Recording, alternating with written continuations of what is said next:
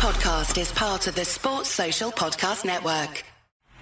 No breaks, no fear, no fear. The official British Speedway podcast. Welcome along, this is Ian Brannan. We've got lots of reaction from the first few meetings in the ROWE Motor Oil Premiership.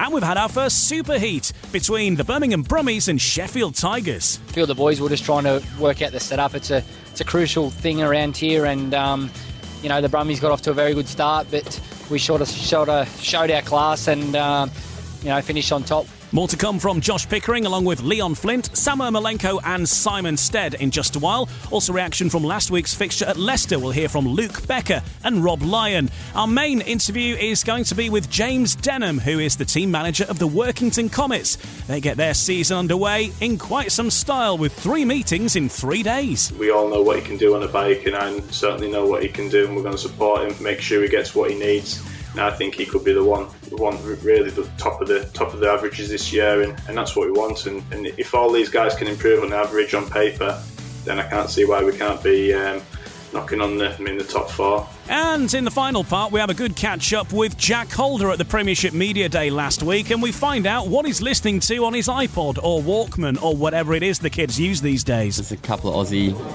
rappers that I really like. Bulgan Hefs, they're called, and the 1-4. It's all gang related, so it's pretty wild. All this and much more to come on No Breaks, No Fear. No breaks, no fear. The official British Speedway podcast. Welcome along to No Breaks, No Fear for another week as we head towards the Easter weekend, and there's lots of fixtures to look forward to as the Cab Direct Championship gets underway over the Easter weekend, and we will speak to one of the first team managers to be in action and one of the most eagerly anticipated as well, with the Workington Comets coming to the tapes at Championship level. We've got team boss James Denham with us a little later to look ahead to his team's chances. He's the main guest in part 2. First of all, though, we'll start by looking back to the action on Monday night, and it was the champions, the Sheffield Tigers, who were taken all the way to a superheat by newcomers, the Birmingham Brummies, in a dramatic ROWE Motor Oil Premiership clash on Monday evening at Perry Bar. The Brummies and the Tigers drew 45 apiece after the 15 races. It was the largest attendance in years at Perry Bar as well, and the visitors fighting back from a 10-point deficit with 5 races to go. Grand Prix stars Ty Woofenden and Jack Holder combined for a 5-1 in Heat 15 to level the scores, and then repeated that feat again in the additional race after home number 1 Vaclav Milik was disqualified. Ty Woofenden racked up 15+1 during the regular meeting, unbeaten after finishing 3rd in his first ride. Rising star reserve Leon Flint impressed for the hosts with 9 as they got off the mark in the league with a point for the draw. Let's hear from some of those involved. We'll hear from a couple of riders, in fact. We'll hear from the Rummy's top scorer, Leon Flint, in a few moments, and Josh Pickering of the Sheffield Tigers. First of all, to the management and victorious visiting team manager Simon Stead, who had a bit of a scare, and to be honest, he was glad it was over. Yeah, I am, and obviously pleased that we've got points on the board. It was a difficult one tonight. Fair play, Birmingham. They looked really sharp, and we didn't. But it's early days for us. We haven't had a great deal of track time, and I think that shows in the early heats. When we get dialed in, we seem to come back strong. But again, plenty of positives. Nice to get some points on the board, like I said, and looking forward to finally getting a home meeting at Sheffield on Thursday. Like you say, to come from 10 points down, what did you make of the side's character throughout tonight? Yeah, great. They never know that they're beaten. Great team spirit, all fighting for each other, all thinking we could get back into it, and that's what we did. So, like I said, it's just the early heats have been a disappointment in both the meetings that we've had so far. But I know all the lads are really looking forward to a meeting at Sheffield, just helping them get dialed in a little bit more and blow some more cobwebs off. But ultimately, what's important is we've got 2 points on the board. Yeah, certainly so. And on the back of what you've said there, that's going to be important to bear in mind early on, because it's been such a long time since you did ride at Ollerton, hasn't it? Yeah, it has. But it's it will be another test for us, that's for sure. But a great opportunity to get some more laps in, and like I said, to blow the cobwebs off. And welcoming Oxford for the first time to Sheffield in a long time. It won't be an easy task, so we need to try and start from heat 1 and not sort of heat 7 or 8. Well, Sam Ermolenko, what are the emotions like after that? Wow. It's a shame it always comes down to the end, and when you think you have half a chance, the crowd was right behind it. A little bit of a mishap in the first turn in the superheat, and whether the referee made the right decision or the wrong decision, it kind of spoiled the whole thing, I think. You know, we overcame the odds in the last part of the probably 4 or 5 heats when it looked like the Sheffield probably could have, you know, crammed in a couple 5-1s, and we actually split them and did well, you know. And you know, Josh Pickering kind of won the meeting for them or got them in that position, getting those 3 points when maybe we should have had that one. But all in all, emotions were up and down. I think I got fired up a little bit more after talking to the referee. Yeah, like you say, it's understandable to feel a little bit deflated, obviously, after the way it's gone. But like you say, to get out in such a lead against the reigning champions on the first night in the Premiership, there's so much to build on from tonight overall, isn't there? Absolutely. You know, you gotta turn those negatives into positives. You know, I think both teams haven't had a lot of track time, and to go out there and show what our capabilities are was pretty inspirational in the first half of this meeting. Yeah, it certainly was. And like you say, you've got to take the positives into the next one, which is at Vauxhall Stadium against Ipswich on Thursday night. Everyone saw what they did to Belle Vue last week. So what are your thoughts going there? It's always a tough track at Ipswich, and we're not going there thinking that it's not going to be any different for us. So we just got to see what we can do. We've had a chat about maybe the kind of setups they need for there, and we've got to go there and see what it's about. Sam, many thanks for joining us. Thank you. Sam Ermolenko and Simon Stead chatting with Ryan Guest after Sheffield's win in a superheat, but a technical draw after the 15 heats, of course, and the Birmingham Brummies claim a point on the board and get their accounts open. Top scorer on the night then was Super Reserve, rising star for the Birmingham Brummies, Leon Flint. He's also been chatting with Ryan. Well, Leon, Birmingham may have missed out in a superheat tonight, but how proud can the team be of that effort? Yeah, it was a great meeting throughout. I think we showed a lot of promise. You know, it's just a shame, you know, such a good meeting can be ruined by that. But unfortunately, that's what we're put up against in Speedway. But yeah, if anything, that's just made us hungrier for Oxford at home. What was the view from the Birmingham side of the pits? Obviously, Václav thrown out in that superheat. Oh, well, we obviously wasn't happy, but you know, once the referees made that call, you know, there's no change in that. But yeah, it's annoying, but what can we do? You know, I'm sure fate will decide if we get any kind of bad decisions, but good for the team in the future, which, you know, hopefully will happen. But yeah, it's really fired us up going to Ipswich. You know, we put up a really good result away at Oxford, and you know, we can't be far away from a win. So that's the ambition going into Thursday. Like you say, up and running with a league point. That's something you've got to focus on. Could you believe quite the start you got off to with those 3-5-1s in the first 4 races? Yeah, I'm more than happy with that. I think it's my 4th time on the bike. So yeah, I was really happy. I mean, I was a bit nervous if I'm being honest as well. You know, I didn't really get off to the best start at Oxford, and you know, I've had a good result there, and I can only build on that now. And yeah, I mean, we're certainly looking in the right direction. And like you've mentioned, Ipswich away on Thursday night. Everyone knows their strength at Vauxhall, but people writ you off here tonight, so let them do it again on Thursday, I guess. Yeah, keep it coming. It's only going to fire us more, and you know, come the end of the season, if we are there or thereabouts, yeah, we'll be hopefully proving a lot of people wrong. Yeah, certainly a few heads being turned by that performance by Birmingham, and of course they put up a good fight against Oxford as well. So 2 tough fixtures out of the way for them. They've got a point on the board and a massive turnout as well at Perry Bar, which is hugely encouraging for all involved with the club as well, and long may that continue. Let's hear from the Sheffield Tigers star Josh Pickering then, who was firmly involved in the action. He too has been chatting with Ryan. It's the way it goes sometimes. Birmingham, they're a strong outfit. There's a lot of new riders in the team. They've got some track specialists, in my opinion, as well. And they've got some gators, and they've got some people that go out there and give it everything. So, in the past, I've got a little bit of a soft spot for Birmingham. I've done quite a few guest bookings here, and I do like to see him do well. Obviously, I'd always like to be on the winning side when I'm here, but it's good to see. It was a great turnout tonight, and it was good close racing. It was a shame that the superheat turned out the way it did. I feel, nothing against the ref. Everyone can call it how they see it, but the people that missed out was the spectators here tonight of seeing 4 great riders go at it in the superheat. Yeah, they certainly have. Obviously, you have to watch it from the sidelines, the other side of the fence, like everyone else as well. And like you say, you could really sense the tension as well. And even though it's only the second meeting, it still felt like a big heat from Sheffield's point of view. Yeah, for sure. Like, we got to 10 or 12 down, and a few of the boys were just trying to work out the setup. It's a crucial thing around here, and the Brummies got off to a very good start, but we showed our class and.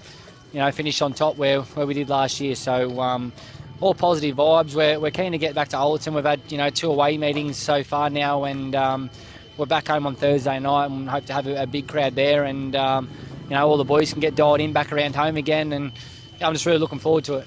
Yeah, like you say, similarly to that opening meeting at Oxford as well, plenty of positives to take from the latter stages of this one, and like you say, it's important now to go and show some dominance on home shale. Yeah, for sure, mate. It's be decent. Like a number 5 Ty, he's goes out, gets a 0 at Oxford in Heat 1, gets a 0 here. Be good if he pulled his finger out a bit. I think he only managed to get paid 15 tonight. So look, we're all having fun. It's smiles on our faces. Steady would have been getting a few grey hairs early on, but we done the business in the end. Picker, well done to you and the Tigers. Thank you. Josh Pickering of the Sheffield Tigers, and Sheffield are back in action with their first home fixture of the season, hosting the Oxford Spires at Ollerton Stadium Thursday evening, 7:30 the start time there in the ROWE Motor Oil Premiership. The Birmingham Brummies also in action, as you heard in that interview with Sam Malenko. They head off to Foxhall to take on quite a strong Ipswich side, you have to say, so that'll be an interesting one to watch. And at the Adrian Flux Arena, first home meeting for the Kings Lynn Stars, who host the Leicester Lions. The two sides met last week, and Leicester held off a concerted challenge from Kings Lynn to record a 47-42 home win over the Stars in their opening ROWE Motor Oil Premiership fixture. The Lions recovered from conceding a controversial 5-0 in Heat 2, with both reserves disqualified, and they regained the lead with a 5-1 of their own in the very next race as the visitors suffered their own misfortune. The hosts maintained a narrow advantage throughout, but only made things virtually safe with a 4-2 from impressive debutant Luke Becker, who scored 11+2. Drew Kemp in Heat 14 as well, leaving them with requiring a finisher in the final race. Richard Lawson added 11 for the Lions. Vadim Tarasenko collected 10+1 for the Stars, including a terrific effort to pass Max Frick and Ryan Douglas in Heat 13. It was a fixture, though, that wasn't without incident. In a moment, we'll hear from Rob Lyon. But first of all, let's hear from top scorer for the Leicester Lions, on his debut for the Lions as well, Luke Becker. After tonight, I'm really looking forward and excited for the season. It was a good performance, and even had some hiccups out there too that cost us some points. But overall, I think the team's really shaping up to get along really good for the year, and I think that's really important also. So all in all, I'm happy, and hope everybody else is too. And top scorer for the Lions tonight on this fixture, of course, a new team for you, a new track, but you've got a familiarity of a number of the boys that you've been riding with at Wolves over the years, so it must sort of seem a little bit like old times. Exactly. That's what I just said back there. It's a bit strange, not being at Wolves ever since I've started riding in England. That's where I've been, and it's definitely a bit different. But I'm feeling just after one meeting at home here, and feel like somewhere I can hopefully get dialed into on a regular basis, and keep building from there. There was this moment where in one of the heats your bike reared up and you went all the way up vertical. What were you thinking at that moment? I didn't know what to think, really. I wasn't expecting that. I was trying to sit back on it and get a bit of grip coming off the corner on the inside, and I think I definitely found it. So definitely wasn't planning for that, but at least we kept it back on 2 wheels after it, so can't go wrong with it. And rider of the night, you got your bottle of champagne there. That's a good way to start.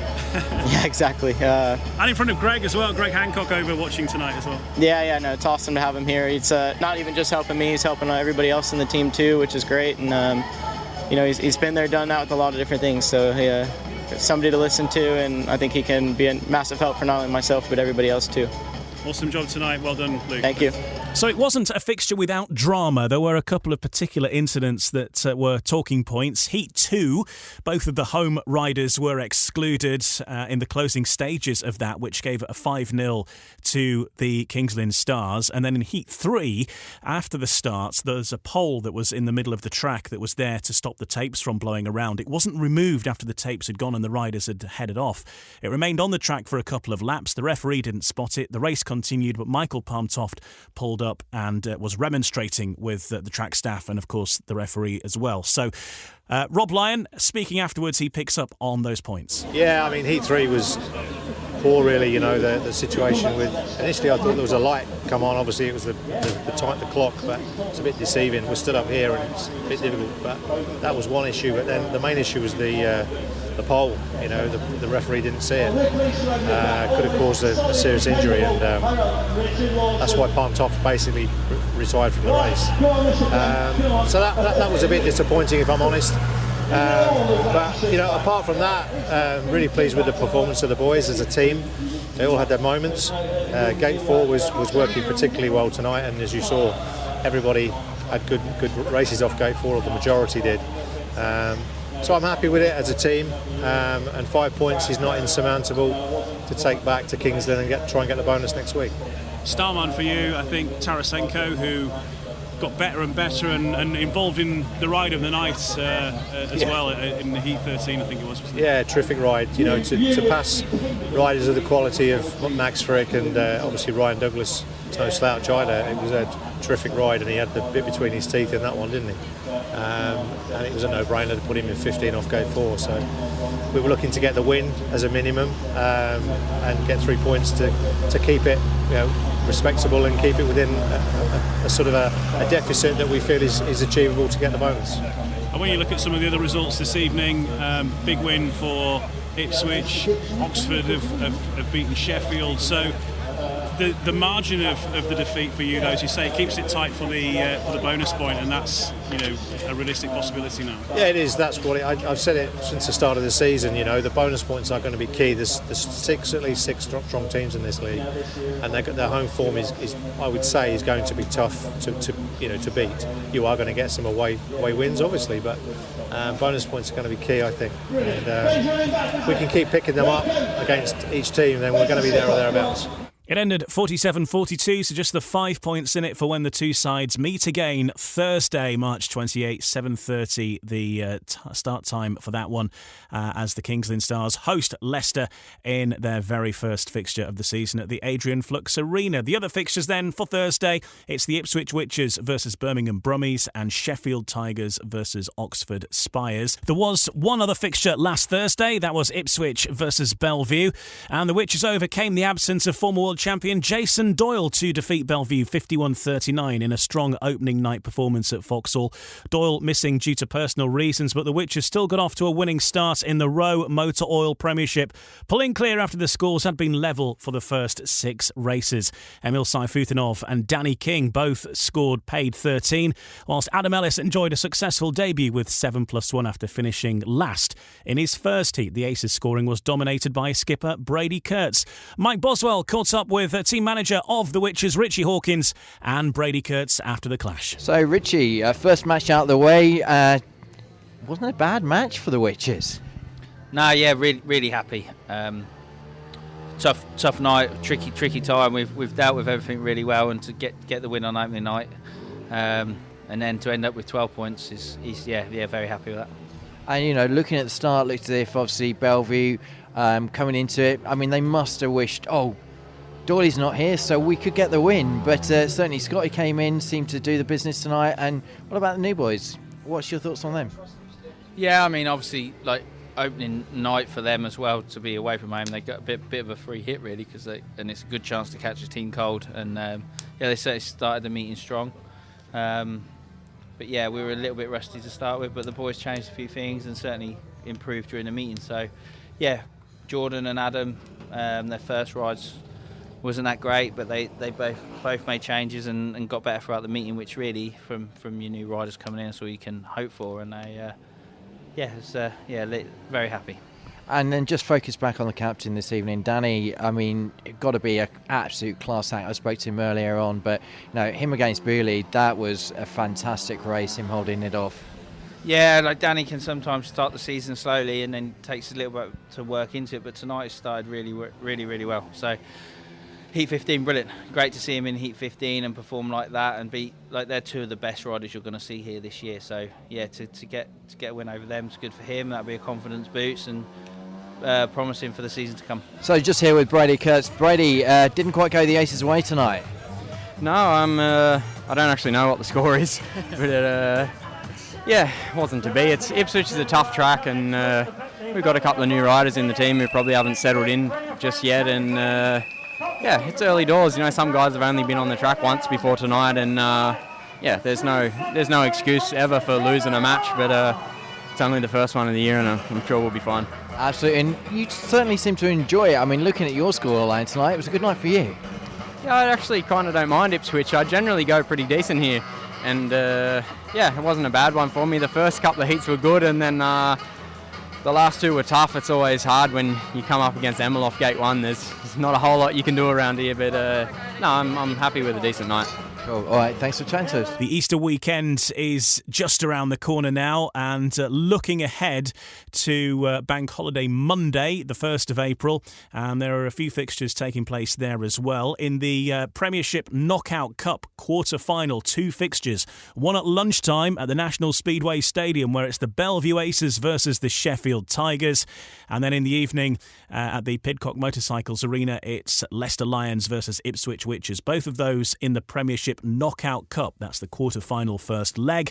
And one fixture in the ROWE Motor Oil Premiership, and that is at Perry Bar as the Birmingham Brummies host Oxford Spires. And that one, of course, fairly close as well after the first encounter. So Birmingham very much got their eye on the bonus point in that one. It gets underway at Perry Bar at 7:30, and that really takes care of things for the next week or so in the ROWE Motor Oil Premiership and in the Premiership Knockout Cup.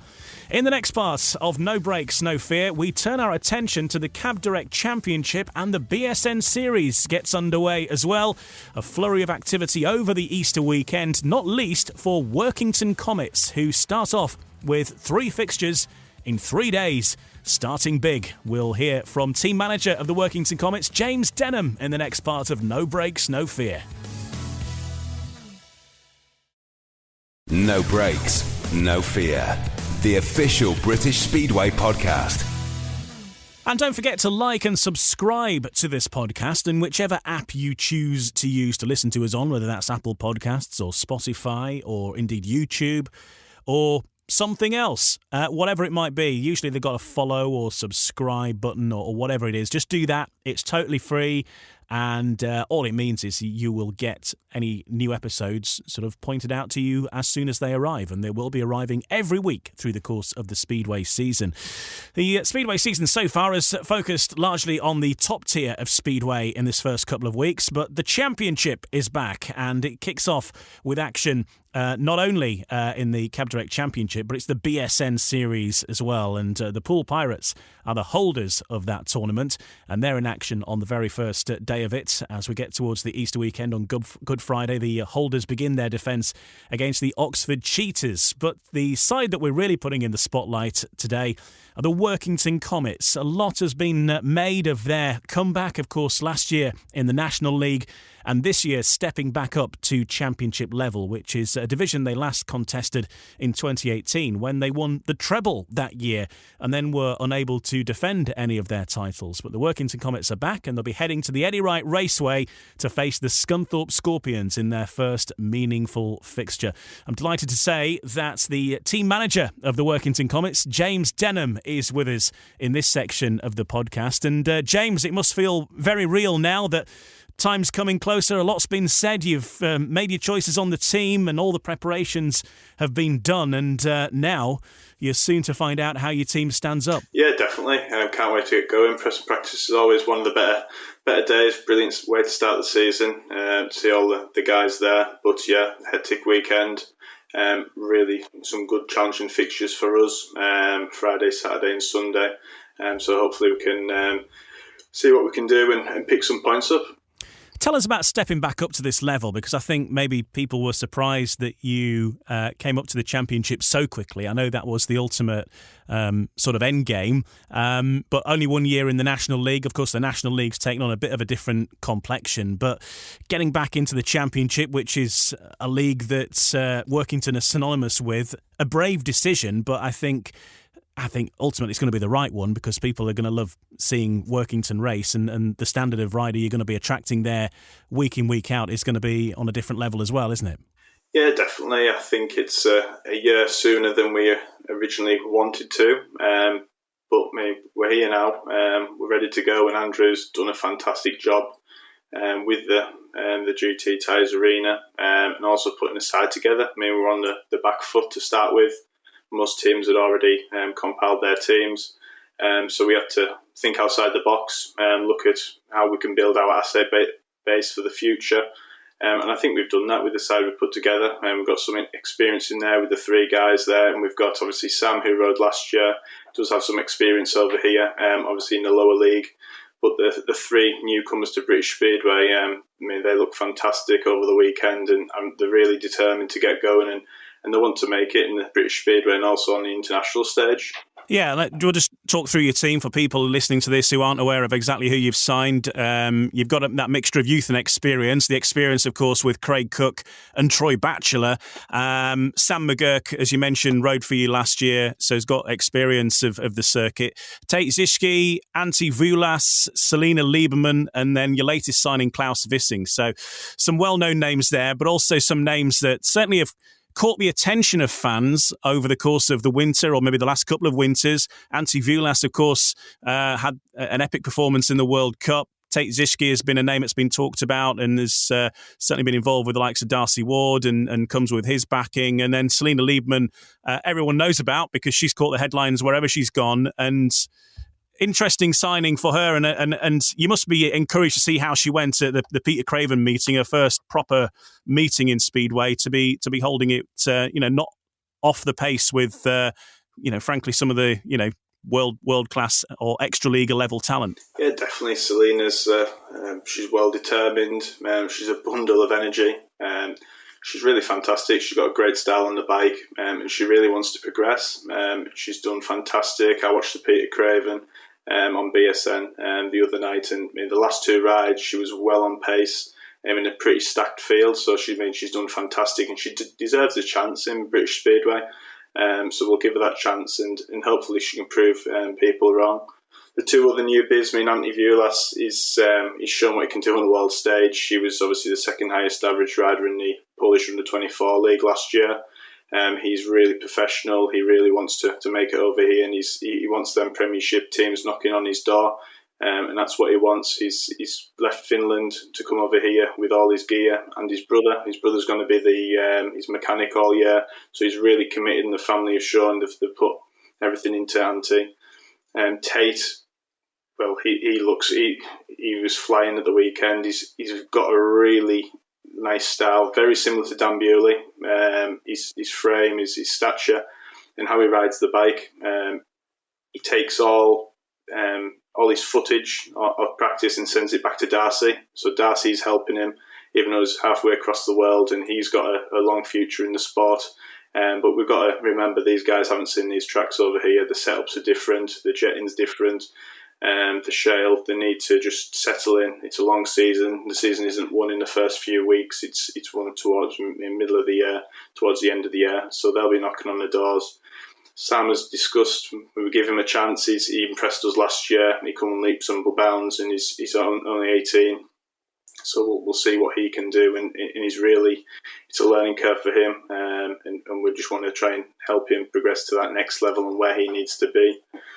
In terms of Klaus, he's been around. He's rode for us before. Workington, he knows what we're trying to do, and I think he'll fly around our track. And he's got that experience on the other tracks. He can ride the smaller tracks.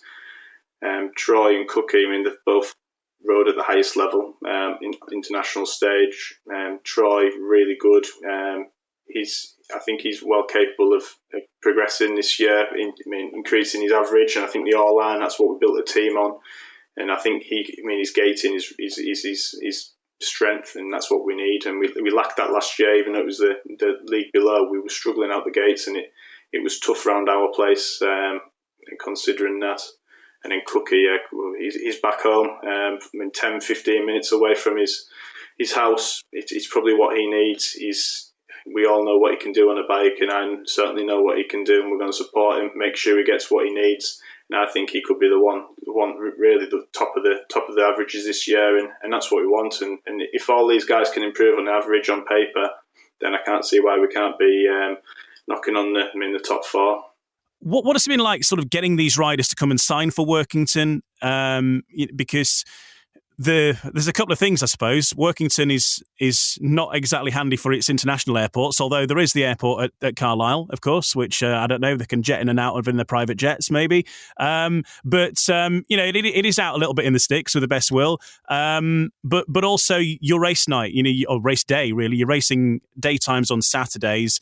That tends to put a bit of pressure on availability, because some riders want to keep weekends free. So how has it been navigating that? It's been really tough. Obviously, the Polish fixtures on a Sunday, it's really hard for riders to leave Cumbria and get to an airport, which is usually down south or up in Scotland, to fly out into Poland to be ready to race there. We just, the track, where we are, it's picturesque. We've got obviously the Lake District. Everyone will travel through there when they come to the meetings, and then we're right on the beach as well. Tate loves it. Tate thinks it's fantastic. I think Anthony hasn't seen anything like it before, and it has really been tough. And that's why we struggled to get the last rider. We needed to make sure, everything was right. We wanted the right person for the team, someone who was going to progress. And we would discuss it when we were speaking to Klaus from December onwards, as well as a few more riders. We just wanted to make sure we get the right fit. But yeah, it really is hard for us. The nearest airport is probably Newcastle, but they have limited flights to Poland and into Europe. And I think Manchester's the probably closest one, but it's all timings. And yeah, we've got that team. We've got our team now. We're really happy with it, and all the riders are committed. Troy's he's coming from down in Cambridge, so it's a long way for him. That's the longest journey that we've got, but he's really keen. He's enjoying it. He's come to see the track on Saturday, and he rode, and he loved it. And that's what we want. We want to make sure all the riders enjoy being here, and we get the best out of them.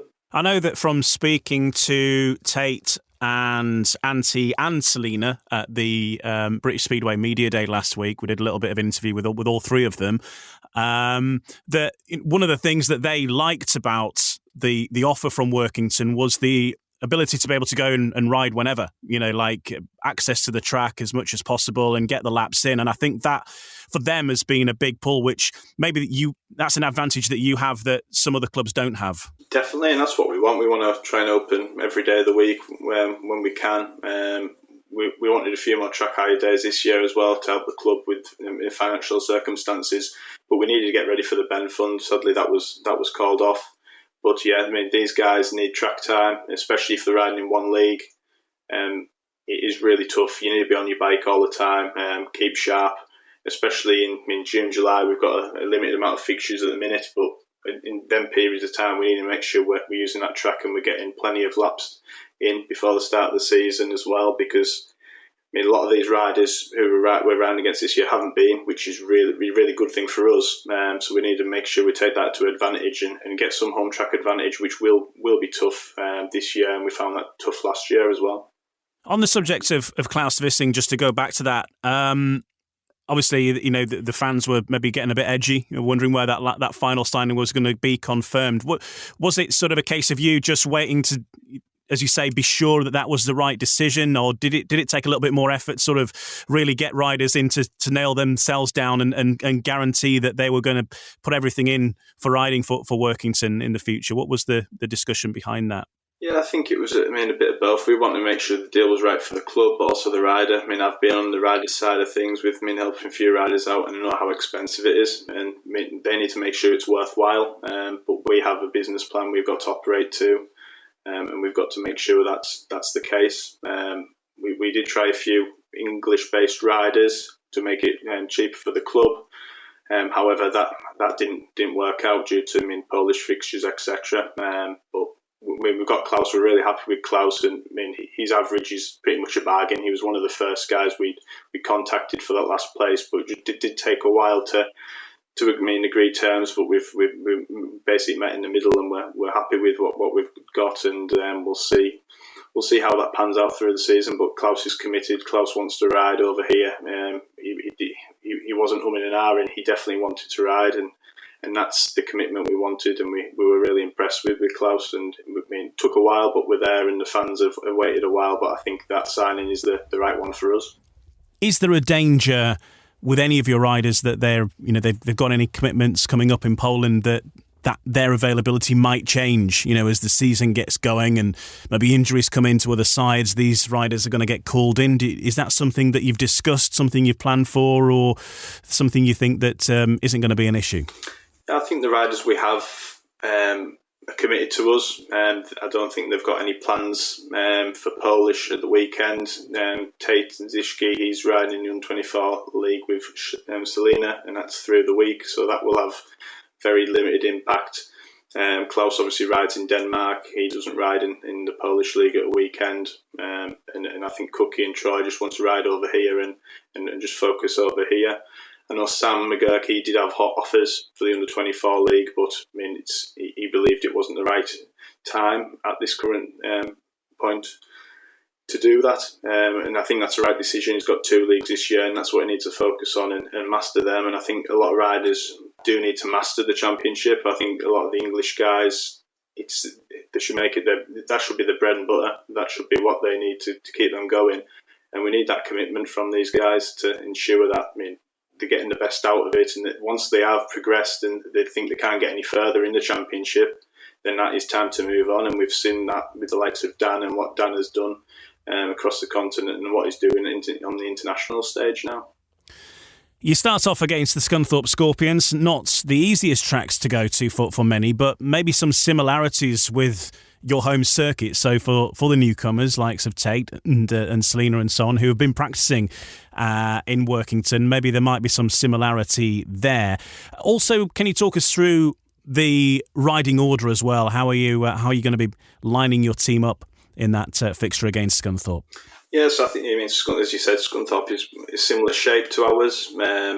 It rides maybe slightly different, but it isn't one of the hardest tracks to ride. I think we're quite comfortable with these European guys. You don't have to turn as tight around there, but they need to figure out the lines quite quickly, and that's why we've chose to put we put Klaus at 2, just to give Antti and Tate a bit more time to see the track. We get 2 more extra races just to see how that pans out, and that'll be the same for Berwick as well. But obviously, we've got Troy at 5, we've got Selina at 7, and Sam at 6, and then Antti and Tate will be 3 and 4 respectively. But that's the only reason. We may change things around once we get into the season, but we need to make sure these guys get as much experience as they can at these tracks early on, and I think it is really unfair to put these out in Heat 1 against, obviously, especially Kyle Howarth around Scunthorpe. He's quick, he's no slouch, and we just need to make sure they pick as much experience up watching from the sidelines in their first 2 races.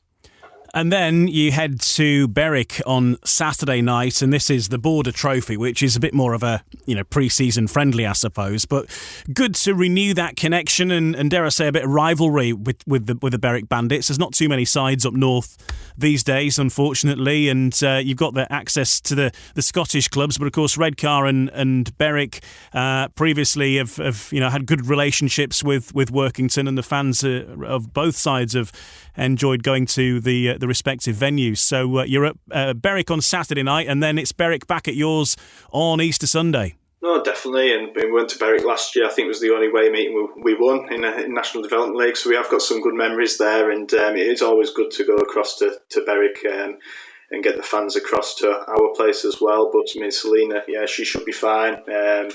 Antti, I think he'll enjoy it as well. It's something he'll be used to with the big long straights.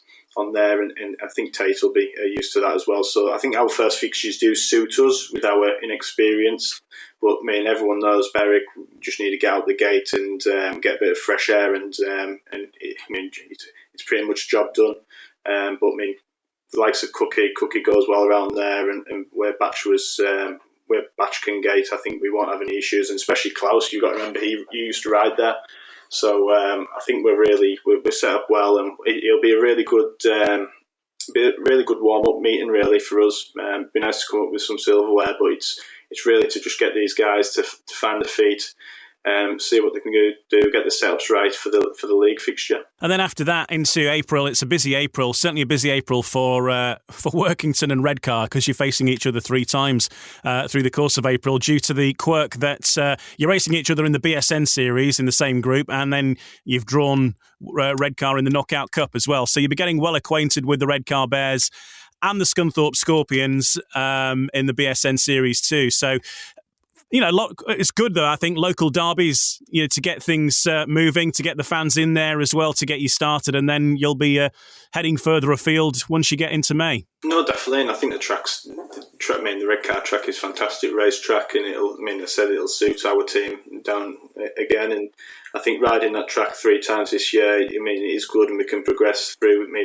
Each match as it comes along, but as I said, Redcar have got a strong team. They've got obviously Connor we had last year, and he does fly around our place as a track record holder. And Charles he's had a practice the other week, and he loved it. He said it was probably one of the best tracks he's ever ridden. Reminds him similar to Somerset. So that will be a really tough fixture for us. They'll go well around our place, but I'm sure we'll go well around their place. But it's fantastic to get back to Redcar. It'll be really good for the fans across the A66. And it's not far. The derby matches are the best matches, and I think we've seen that in the Premiership with Belle Vue and Sheffield. That's always been a good in the past few years, and that's what we want. We want something similar, and I think we'll get that this year. And for any fans who are unable to get there in person, you can see action at the GT Tyres Arena. If you've not seen action there before, Workington versus Scunthorpe will be live on BSN. And I think as well the week after, the Friday the 12th of April, Redcar versus Workington is also on BSN in the BSN series. So a couple of chances to see Workington in action, home and away there in those fixtures in April. Finally, James, for you, what's a good season look like? What's the hope in this first season back at Championship level for Workington? I think just to push on to that top 4, and I don't think there's any reason why we can't do that. We had a good team on paper last year, but obviously that didn't happen. That's Speedway. It's we've built the team with risk, but if you don't have any risk, then you don't get any rewards. So that's the plan. We'll push on there, take every match as it comes, and that's what we've got to do. You can't just look towards the end of the season right away. We just need to take one match at a time, build on that, build the confidence, and help these new guys settle into British Speedway. And I think with likes of Cookie, Klaus and Batch, I think they can help that. And we've already seen that at press day, them offering advice and help to these guys. And I think we've got a brilliant dynamic as a team, and that's what we need, and that's what we're aiming for. But for those fans, get yourself to the GT Tyres Arena. You're missing out if you don't come. It's a fantastic racetrack, and I'm really excited watching press day. The level difference between the Championship and National League, it is going to be crazy. I think the track last year, with the lines that the riders were pulling, won't be as good as what we will have this year. Some of the lines we've seen at press day is crazy. So we'll see a really high quality of racing this year, and that's what we want for British Speedway. We want the best racing for them fans, and then we can entice these new fans to come to the sport. It was a shame about the Ben Fund being rained off. Hopefully get that reorganised later in the season, because obviously it's a massive importance to the Ben Fund, not least, as well as for Workington to be able to host such a prestigious event. But it would have been great to see Bewley flying around there in anger, wouldn't it? But we are going to see some top level riders, coming to the GT Tyres Arena for the first time, and as you say, you are going to see a different way to ride the track, maybe from some of these riders coming who in your own ranks, you've got former Grand Prix riders in there, but there's many others who are going to be coming along to give it a try. And as you mentioned there, like Charles Wright, Danny King, you've got the Cook brothers coming, Richard Lawson. It's going to be interesting to see how they tackle it. I think everyone will love it, and I think that's our biggest downfall. There's very little home track advantage there. It's a proper racetrack, and there's plenty of lines. There's plenty of lines to race on it. You can make moves and you can get away with it if it does go wrong. There's plenty of space, but we do need to try and get that home track advantage in there. And I think the track will be prepared, maybe slightly different, maybe a little bit more dirt on this year. But we'll wait and see. But the guys will love it. There'll be some really good racing around there, but we just need to make it into a fortress, and that will be our plan this year. Awesome. Well, look, good luck for that first home fixture when it comes round, and of course your first away fixture in the BSN series, which is on Good Friday against the Scunthorpe Scorpions. It's a 5:30 start there. I think Scunthorpe are doing a live stream if you're unable to make it in person, but it'll be interesting to see, and a lot of people will be watching closely to see how things go, and I don't know, you try and win back your title from 2018. That's the plan. If we can win them all, that'd be brilliant. But hey, look what happened then. There's nothing. People are ruling us out, but they ruled us out in 2018. So we'll see what we can do, and we'll see how the first few matches pan out. Awesome. Thanks a lot, James, and all the best. Thanks, Ian. James Denham, team manager of Workington Comets. Now, he's going to be facing up against the Scunthorpe Scorpions in their very first fixture on Good Friday.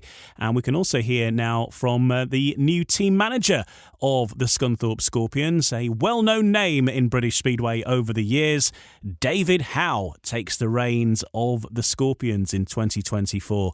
And he's been talking about the season ahead with Ryan Guest. So yeah, first and foremost, David, obviously going to be a new experience for you this year as team manager. How are you looking forward to that? Yeah, I'm looking forward to it. Obviously, I wouldn't have accepted it if not. I'm not saying I 100% know, what I'm doing yet. I'm not there for my tactical genius, I suppose. But yeah, that will come with experience. My initial job is helping the guys improve, doing kind of what I've done with Ryan, but with 7, and hopefully getting the best out of them all. Probably couldn't have come with a better club either, obviously having spent so many seasons there as a rider, then like you say, mechanicking with Ryan Douglas in the last few years as well. So the ideal club to start a new role with? Yeah, well, obviously when I retired initially, I obviously disappeared from Scunthorpe, and then I went, obviously rode for Berwick, and then I come back with Dougie. It felt like putting an old comfy pair of shoes on, and when I knew Ryan was stepping down, I just said to Rob, look, I don't want to drift away from the club again. I want to remain part of it. And within 10 minutes, he just texted me back and said, oh, well, you're team manager then.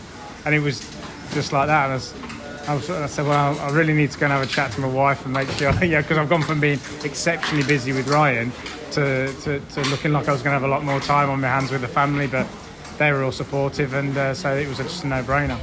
From Scunthorpe's point of view, obviously it was a tremendous season last season. Obviously the playoffs and what they nearly achieved there, but obviously finally getting some silverware back to the club was a massive turning point as well. Yeah, I think so. It's kind of, we've almost got to change the identity of the club and how they see themselves. We've always been that, middle of table team. Sometimes scrapes in the playoffs, does well at home, loses the odd match, and does what it does away. And I feel it's time to change that attitude. If you think like a winner and you walk like a winner and you act like a winner, you're more likely to be a winner. So hopefully we can drum that into the boys. The five who were in it last year remember that feeling from winning the Knockout Cup. Kyle obviously had that feeling winning with Sheffield, and so I want them to remember that and strive for more. You mentioned those 5 members coming back as well. Is that sense of familiarity going to be key for Scunthorpe, do you think, this year? I think so, yeah. Obviously it helps me that I know them, because I'm not the kind of mechanic either that just sticks with Ryan. I float around and help as much as I can. And I think after the injuries that Michael suffered last year, I think it's a no-brainer you don't want to let him go to somewhere else on his average, and and somebody else reap the benefits. So the 5 know each other. There's and obviously Kyle's been around Scunthorpe a lot, and Luke's grown up there. There's no massive egos in that team. I think we're all wanting the same thing and pulling in the same direction. Obviously, Doug is a massive loss to Scunthorpe. He would be to any team at that level. Do you think he has got big boots to fill? But do you think Kyle's more than capable of fulfilling that role in that league? Obviously, losing the number one in the averages is always hard. But the way the team average was cut, it was almost a like for like swap. But I want Kyle to remember he's Kyle Howarth. He's not Ryan Douglas. Ryan at Scunthorpe he's a legend. I'm now the second best number one they've ever had. But I want to remember Kyle's there to do Kyle's job. If he rides the hand, we know he can, and what he brings to the team in the pits, he'll more than do his job. Luke Harrison had some championship experience last year as well, so obviously it's not like he's coming in totally fresh. But what do you think he can do in this team? Luke's the one I know least about, actually. I mean, I kind of through Ryan helped him quite a bit when he was more of a junior. I gave him quite a lot of parts, but that was all through his dad. So I've not actually got that much. I've got to know him a little bit over the winter, but I know he's very hungry, very keen, wants to make a career out of being a spear rider. He's not there to make the numbers up, and I know he's been working this winter, so that's always an incentive to realise that riding a motorbike is more fun than going scaffolding or building or whatever. So I think he hasn't got anything to prove to us. He'll be given the time, he'll be given the help. And if he's got his eyes and ears open, it will be a lot better ride at the end of the year. Yeah, and just finally, you've mentioned changing the mentality also almost of the club as well. When you look at the rest of the championship as a product and the teams you're going to be going up against, what do you think is realistic this season? I don't no reason why we can't be one of the strongest teams. There's a couple of teams out there that look like they've got some very good reserves, but I believe over the season our reserves will. You saw Nathan last year when he joined us. I think his first match was at Berwick.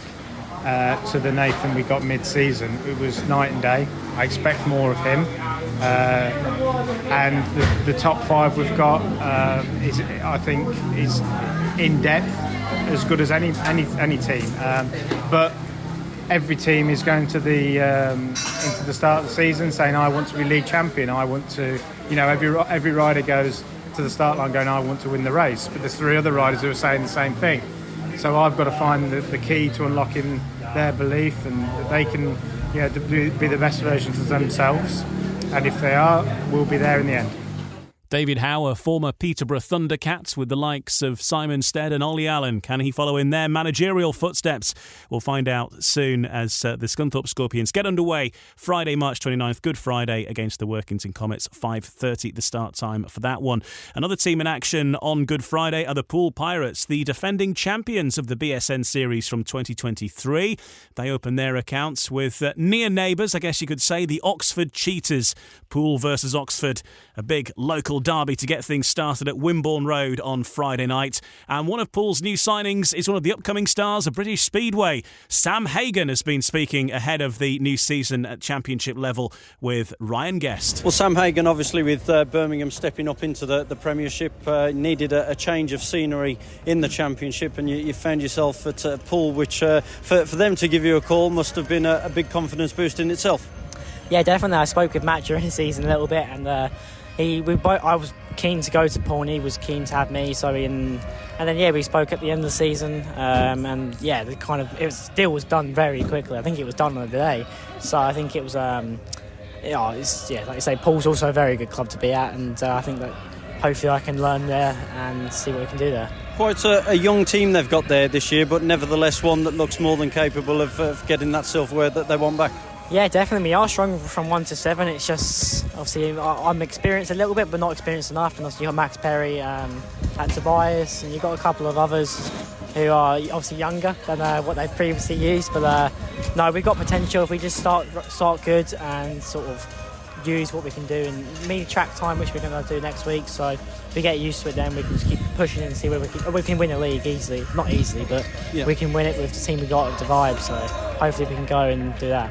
Like you say, track time essential. In the second tier, it's a bit easier because yes, you want to go out and win everything that's up for grabs. But you start with the BSN series against Oxford, and that's going to be an interesting way to get the season up and running at Wimborne Road. Yeah, definitely. I think obviously Oxford are very, very strong. They've got similar teams last year. I think they have. So it's going to be different, and the league structure has obviously changed a lot. But I think it's good for British Speedway to bring the kids through. They obviously weaken the National League and to weaken the Championship, but it's a good stepping stone to move into the top league. So I think that should benefit everyone. And hopefully we can do good in the Oxford meetings and see what we can do there. And like you say, for yourself, important to still have a team spot at that level as well, because like you say, Birmingham gave you an opportunity, and you were happy with the way you ticked away as the weeks went by.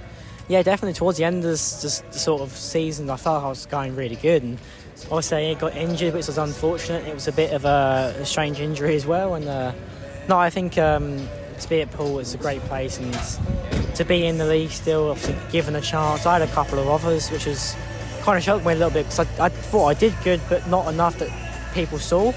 And when I had a couple of offers, I was kind of happy myself. Obviously I was injured, so it was all a bit down anyway, so that kind of brought me up. And then obviously Australia, and everything just kind of went into one, and it all kind of clicked. The word on your winter as well, obviously a massive experience, not only from the Speedway side, but obviously the personal life and maturing in that sense. Being out in Australia, how did you find it all out there? Yeah, it was really good. It's one of the best things I've ever done, and I think it's something everyone, if they have a chance to do, they should do. I grew up so much as sort of, I was more mature the last sort of year being in the Championship as well, and being on your own helps, sort of thing. Like, you learn yourself, you sort of learn in the natural sort of habitat, and you don't rely on anyone like you always have done. So it's definitely a great thing. And I was riding a lot in Australia, and it feels good to come back to sort of now, and I'm not having a break off, and it's definitely something I want to do for the next few years, and sort of see where it benefits me. So I think it benefited me. Maybe it doesn't benefit others, but for me, it definitely is something I want to do. So there is Sam Hagon, and Poole get underway with two fixtures in 2 days themselves, actually, because they're racing against the Oxford Cheetahs on Good Friday, and then on Easter Saturday, the 30th of March, they're going to be heading to Plymouth, to the Coliseum, to take on the Gladiators in the BSN series there. A bit of news from Plymouth. They have been granted a facility to cover for the absence of Nico Cavati.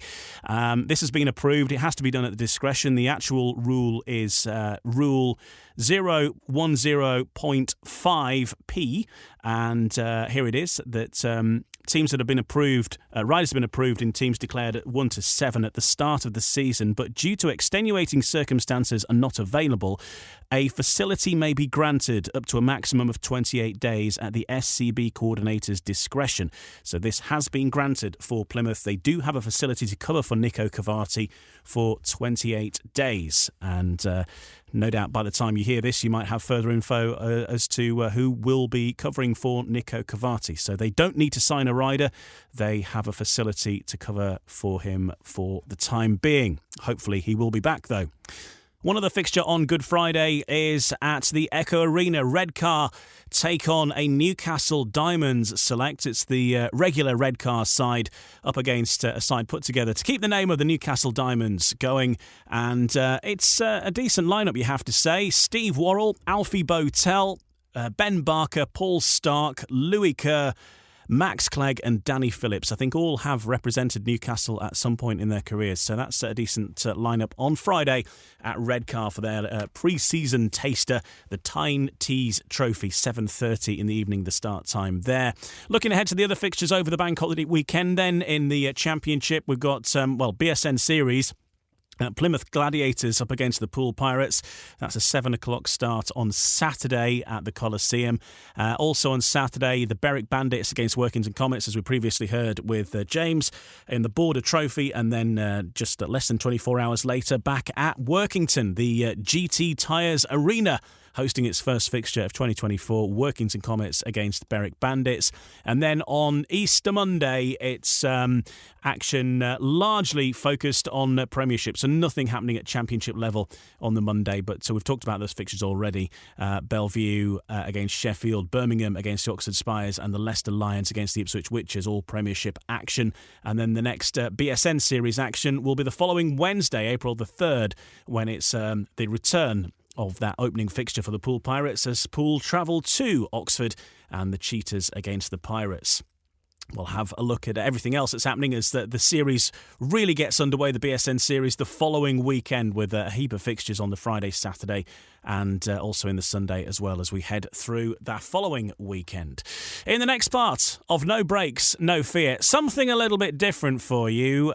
We've had this big Premiership Media Day at the National Speedway Stadium, which you may have seen coverage of. And one of the things that we did there, we set up a little podcast station, largely for riders to come and have a chat if they felt that they needed to share anything. And Mike Boswell, who has been a regular contributor to this podcast over the time, was manning that station. And he spoke to a number of riders. And first up, we will speak to Jack Holder. The reason we're picking Jack Holder first is because it's fairly time specific. He talks about being an impending dad, so if we leave it for a few weeks, it might be old news. But Jack Holder is our first contestant. I think we'll call the feature Mike Meets, because it's Mike and he meets lots of people. And some share more than others. And Jack Holder is first up. So we'll hear Mike with Jack in the next part of No Breaks, No Fear.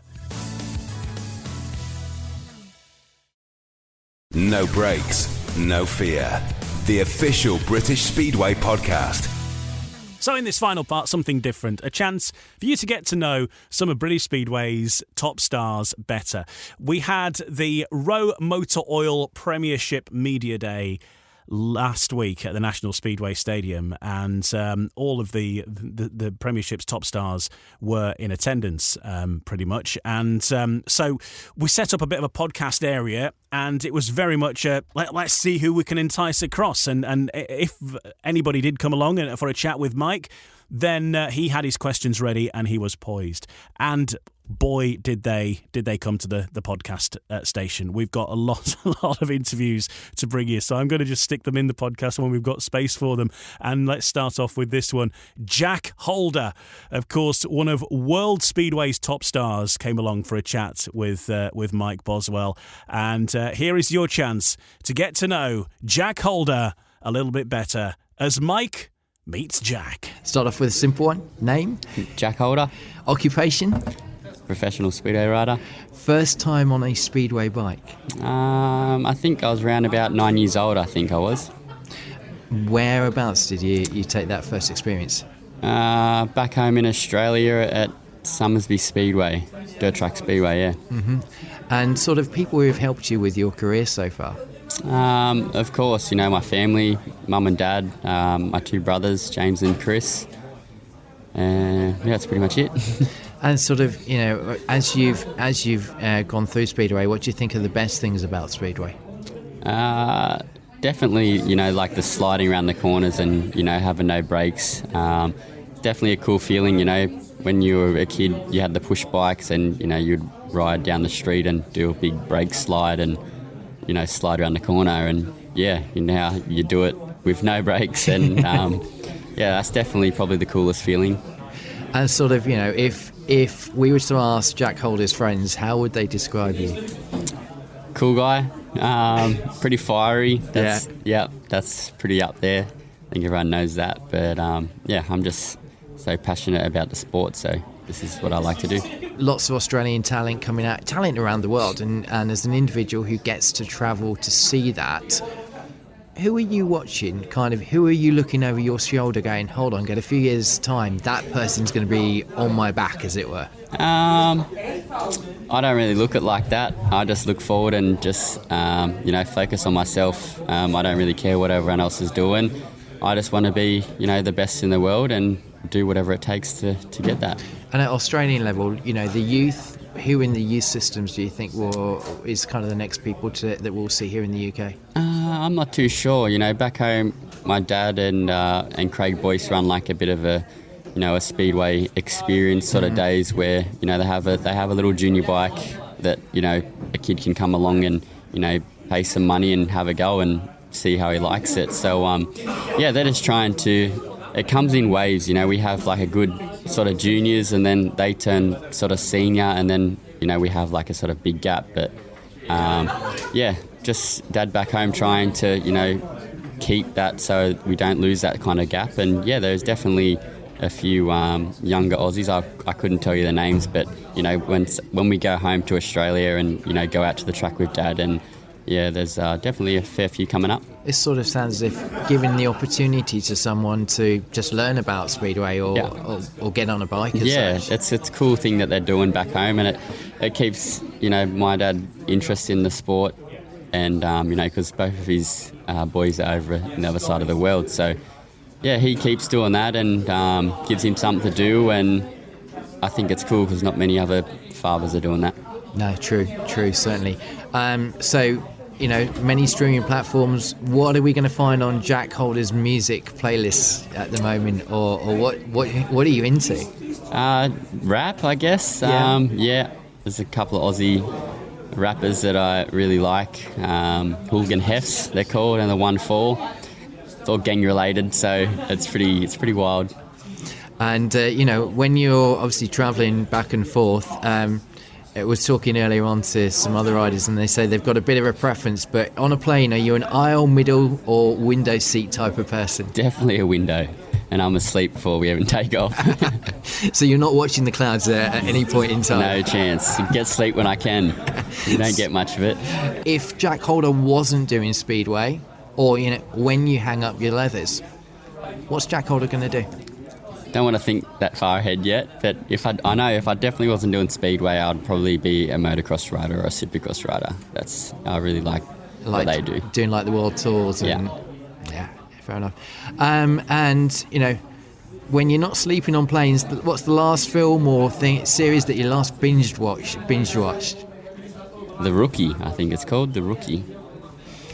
Any any insight to what that's about?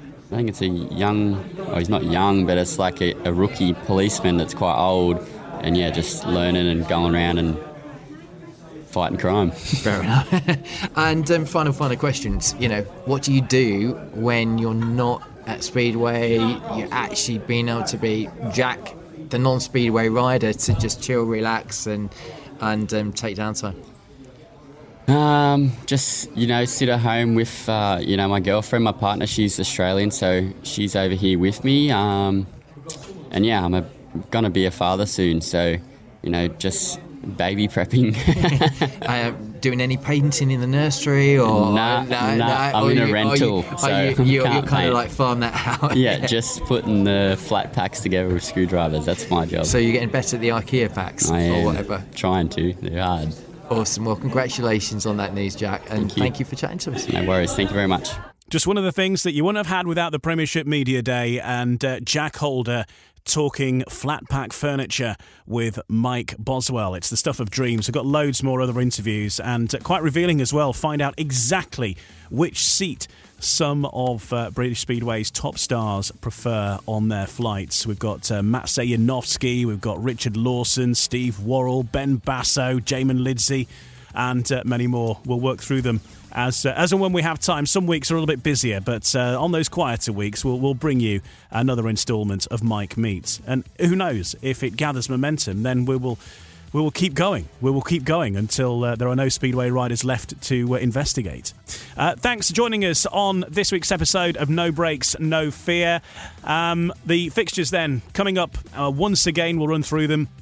Quite a lot going on as we get busier and busier. ROWE Motor Oil Premiership on Thursday. Kings Lynn versus Leicester. Ipswich versus Birmingham. Sheffield versus Oxford. Friday, National Development League action gets underway. It's the Belle Vue Colts versus the Leicester Lion Cubs at 1 o'clock at the National Speedway Stadium. Also on Friday in the BSN Series, Scunthorpe Scorpions versus Workington Comets and the Poole Pirates versus Oxford Cheetahs. Tyne Tees Trophy, Redcar Bears versus a Newcastle Diamond Select. On Saturday, Berwick, it's the Berwick Bandits hosting the Workington Comets. Workington back at home on Sunday for their first home fixture of the year against the Berwick Bandits in that Border Trophy. Bank holiday Monday, a 12 o'clock start time at the National Speedway Stadium. Premiership Knockout Cup quarter-final first leg between the Belle Vue Aces and the Sheffield Tigers. And then in the evening, there's more Knockout Cup quarter-final action between Leicester Lions and Ipswich Witches. And in the league, the ROWE Motor Oil Premiership, it's the Birmingham Brummies against Oxford Spires. And that really covers it for the next week. We'll be back with you by the next action that there is due to be, which will be next Wednesday, 3rd of April, Oxford versus Poole in the BSN series at championship level.